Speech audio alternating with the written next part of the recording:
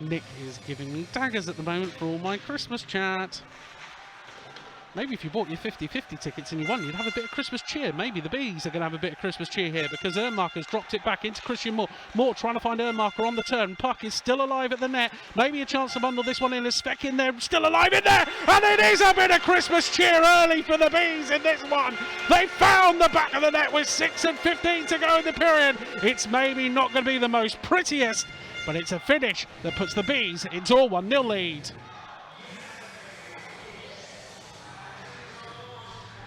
So yeah, indeed, you'll just see it's a load of bobbles and bounces here at the net, and Ernmarker in there working hard. And you just see Mikey Power, I think, snip away with the puck, and he will just all of a sudden find himself in the right place at the right time to bury it. The Wildcats have to go back out the other way. Christian Moore will now come forward with the puck, dropping it off to Harvey Stead. Not the cleanest of drops, so Harvey Stead comes and picks up the pieces. Wildcats might get a nice little turnover here, but it's well worked backwards there by the Bees. And Bebris has got man sniffing at the net. He's got two men sniffing at the net. Finds one of them, and it's Emil Svek with the finish there. It's a big turnover for the Bees, and it's completely punished with 4 and 3 to go in the first period. We're tied back at 1. I'm wondering how far this replay goes back. No, you don't see the turnover. It was a critical turnover. The Bees had all gone in motion, even the D-men, and Harvey Stead tried his hardest to dig this one back out, but it just couldn't happen. And it's a lovely little feed from Bebris, and Emil Svek, he's dangerous in front of net. Happy days then. So the Wildcats scored by Svek, assisted by Bebris at 15:57. 1-1 on the scoreboard.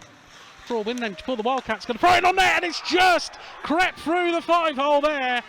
Balint Pekoji, didn't get a clear shot on that one, but it was still just enough to open up the chance on Adam Goss. So with 2 and 1 to go in the first period, the Wildcats are coming from behind to lead this one by 2-1.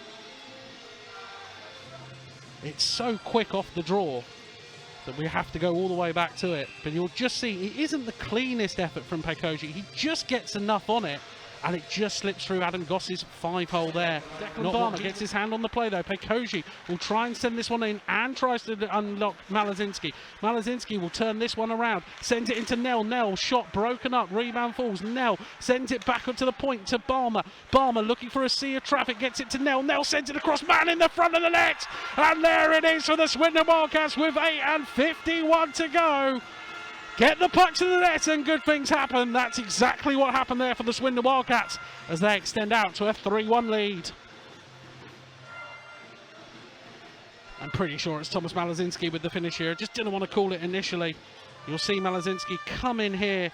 And as you see, you just throw it on the puck in there, and Malazinski in the end, he's going to see it with the man going down at the net, gets it up and over, 8 and 51 there. Tip in front of it. Mogg will try and get this one around, but the Wildcats just sniffing out. Balmer now will try and send it on net as it falls in there. Maybe a chance for Will Stead to get something, or Harvey Stead, sorry, to get something on the play. But it's sent off the board into Bebris. Bebris has got a Svek at the net if he can find him! And it's a matter of 2 goals in a short space of time. The Bees just unable to clear their end of the ice. And all that it means is in the space of just a few seconds, the Wildcats have indeed now got that 3-goal lead. You can see this one coming. Just see how it breaks and how Emil Svek, there, he doesn't have control of the puck, and all he knows is, hang on, I'll go there. And look, it gets tracked, but it's just not quick enough. Wildcats out into a 4-1 lead. Up though by Harvey Stead, and now the Bees will come out the other way as Lindgren with it. Lindgren sends it into Harvey Stead, but it's Tyler Plews on the back check who does the work. Ryan Webb then turns the puck over himself. Webb going to try and get his head back door, but it's a long cross-ice pass trying to find Galazzi that just frankly was very low percentage. Now there's going to be a chance here for Josh Martin to get around his man, and he does. Webb going to make his way to the net. Martin with the shot! Doesn't need to use Ryan Webb in support. Gets the shot on himself, and with 5 and 6 to go in the second, the Bees breathe a bit of life back into their game. It's 4-2. Did this take a deflection, or is this just a really good shot? That's the question. So yeah, all of a sudden Josh Martin was stepping on the play here, and you just see Ryan Webb make the way to the net.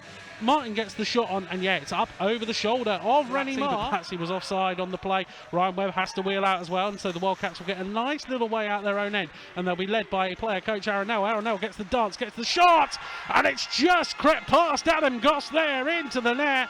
Aaron Nell with the goal, just got his head up in a moment with 3:57 to go. The Bees might have done the work to get themselves back into it, but Aaron Nell's just probably taken it away again. Again, does this take a deflection? That's the question. No, that's just gone straight through him. Calm. As Bullis comes in there, Bees putting the pressure on, but this time Jackson will get his head up on the play, plays it around, finds the outlet into Goodbye. Goodbye in his own end of the ice. Will now try and come forward with speed and motion. Goodbye over the blue line. Going to spot a little bit of open ice. Try and get the shot on. It's up and over the shoulder. It's a lovely little bit of creation there by Dominic Goodbye. And with 13 and 40 to go in the third, little bit of life in the Bees.